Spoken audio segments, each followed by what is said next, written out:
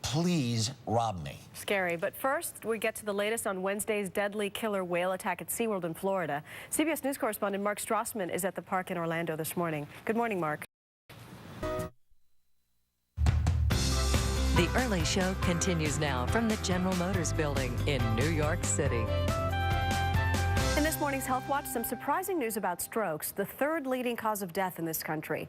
Our Dr. Jennifer Ashton is here with details on some new research. Good morning, Jen. Good morning, Maggie. So this new research discovered some bad news, which is that stroke patients are getting younger. That's right. That is the bad news. We normally consider stroke to affect people in their older age group. However, we know that with things like obesity, the risk factors that put people at risk for stroke, obesity, high blood pressure, diabetes, cholesterol, it's going up. And in fact, to look at the numbers, in 1993, about 4.5% of the people who had strokes were in the 20 to 45-year-old age group. That number has gone up to 7.3% as early as 2005. So it's a trend we need to watch. So primarily it's because we generally are unhealthier beginning sooner. Well, that's one of the theories. The other theory is that we're getting better at detecting strokes with imaging techniques. So it's a combination of things, but it's an important trend. All right. The next fact is good. Marital bliss actually may help reduce your stroke risk. That's right. If you're happily married, they found that single men were at much higher risk of suffering a stroke than men who were married. And if you're happily married, that's more protective than being unhappily married. As well. Good news for coffee drinkers. If you like your Java, whether it's caffeinated or decaffeinated, people who drank coffee had a much lower risk of having a stroke. In fact, they found that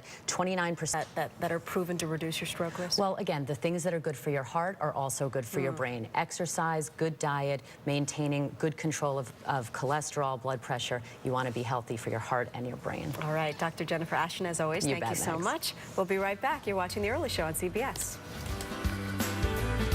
CBS Health Watch, sponsored by Nicorette.